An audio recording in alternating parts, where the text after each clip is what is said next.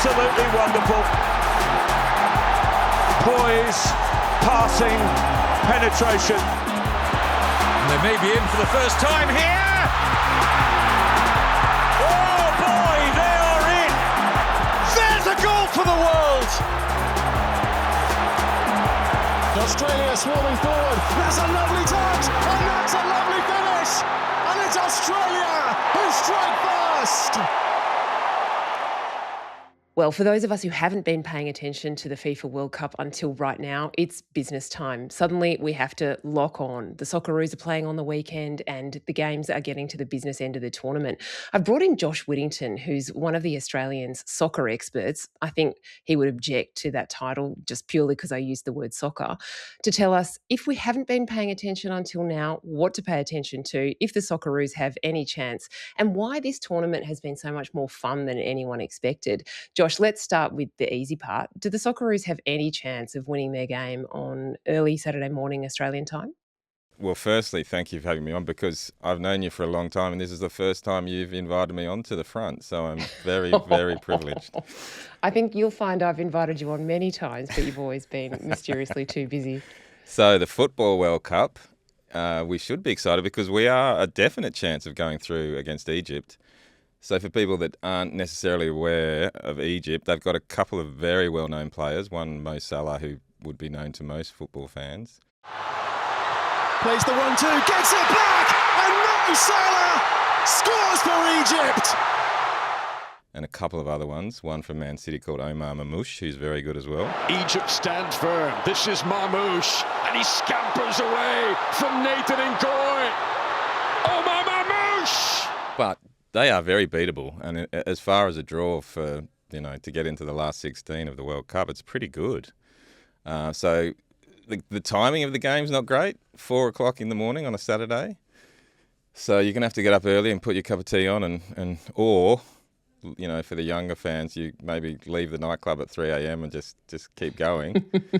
But yeah, no, get excited because we could win this game. The Socceroos have had a long and sort of storied history. Australia's got their hopes up a few times about the Socceroos, and they've never quite captured, I think, the national heart as well as the Matildas have. Is this the moment where they eclipse the women and prove that they're really worth following? Oh, that's a good question. You know what? Before this tournament started, I would even say as a football fan, I probably knew more of the Matildas than this current team. So that's an issue for them for sure. They probably haven't had the sort of big names that sort of break out from football and become well known. So is that going to change? I don't think so. I don't think they have many superstars, but they are young. So I would say this tournament's maybe a step too early for them, but 4 years' time, this team could be really, really good. So let's hope they win. I don't think this is going to have a major change on football in Australia, because really what you need for the game to grow bigger is big superstars, and I'm not sure we have them right at the moment. The last game that the Socceroos played in the World Cup was a 0-0 draw, Josh, which to a non-football fan like me sounds like a major disappointment. How did you interpret that result? It was a terrible game. Like, don't let any football fan tell you any different. It was terrible. I've likened it in my column to realising you're now qualified for a bowel cancer screening test. That's how exciting it was. But the point being that it was a very important game. There was a lot riding on it for both teams. Both teams were very happy for it to be a pretty dour draw, so they both got the point they needed. So yeah, look, it was one of those things that just had to be done. It was important. We did what we needed to do, and now we move on. And I wouldn't guarantee, but I think this game against Egypt will be a lot more exciting. How have you found the sort of physical ordeal of following this World Cup? Your heating bill must be through the roof with all these middle-of-the-night games and cups of tea. Well, exactly. As you know, someone that likes to watch every single game in some shape or form, this expanded tournament, because this tournament is far bigger than any previous World Cup. There's 48 teams, and means a lot more games and a lot more early mornings and a lot more trying to work out how to work SBS's app to get mini matches and everything. Yeah, it's to be honest, as a fan, it's probably been too much. I am sort of just struggling. We're sort of still got 32 teams in there, just about to give it 16 teams. So there's a lot more to come. That's the amazing thing. I feel like I'm sort of on the edge already. Have you been prepping? What's your sort of health and fitness routine for being a football fan right now? Well, you need a good couch, that's for sure, or you need a bed where you can just get up and just put the iPad on or something. But yeah, heating, cup of tea, and a good TV. That's your requirements. So, if Australia does triumph over Egypt on Saturday morning, what happens after that? Well, they'll go through the round of 16, and if all things go to what they should, they'll probably play Argentina, which is it goes from having a good draw to having a terrible draw. Even I know that's a daunting prospect. Yes, they're probably one of the favourites for the whole thing. Most people, if they don't know football, have heard of Leo Messi, who is having a good tournament for someone of a ripe old age that he's at. Messi flying forward. Leo Messi! He transcends time! His 200th cap! His 6th World Cup! Another majestic moment for Lionel Messi! So look, it's not what we want, or maybe it is. Maybe it's the game that we do want because it gets everyone's attention. The world will be watching, gives people an opportunity to overperform. So, look, I think it's been a great achievement for them to make it this far. So if they beat Egypt, that'll be well overachieving. So touch wood. One of the joys of this tournament from the outside has been seeing the fans enjoying themselves across the American cities where these games are being played. Norwegians rowing in the stands, Scottish people just kind of drinking everywhere, singing great songs. What have you enjoyed about the way people are enjoying this?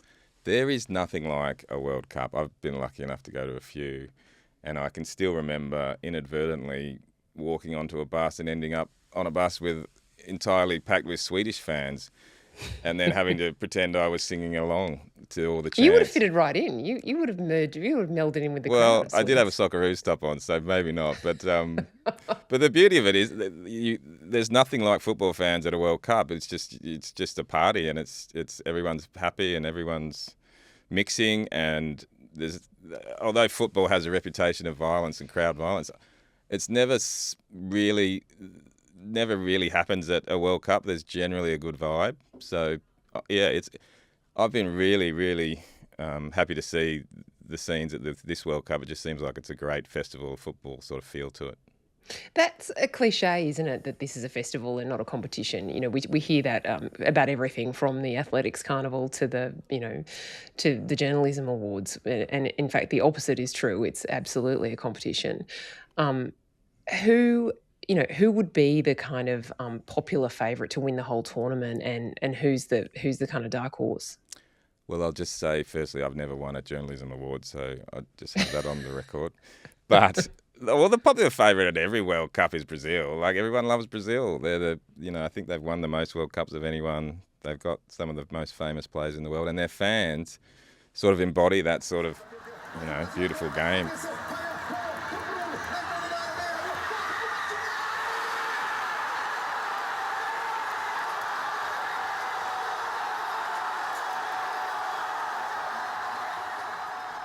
I'm partial to France because I just think they've got the best array of talent, and I think they've got the best footballer in the world in Kylian Mbappe.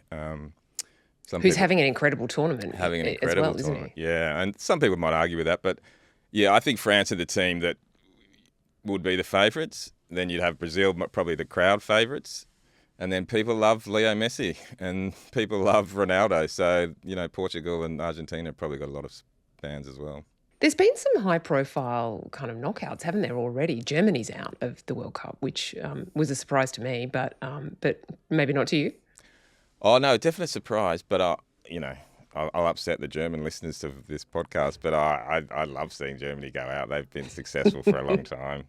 Always, when I was growing up, they never lost a penalty shootout. So I was very surprised to see them go out. But look, it's good for the game. The one good thing about this tournament is we've got a lot of good other teams that we haven't been at World Cups before.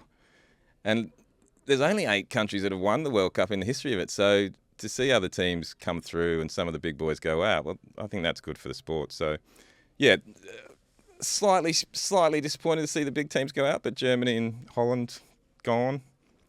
Bring it on. Yeah, I'm happy about it. Football in Australia is going through a huge period of transition. Obviously, the advent of the Matildas into the popular imagination has inspired girls all over Australia to take up football.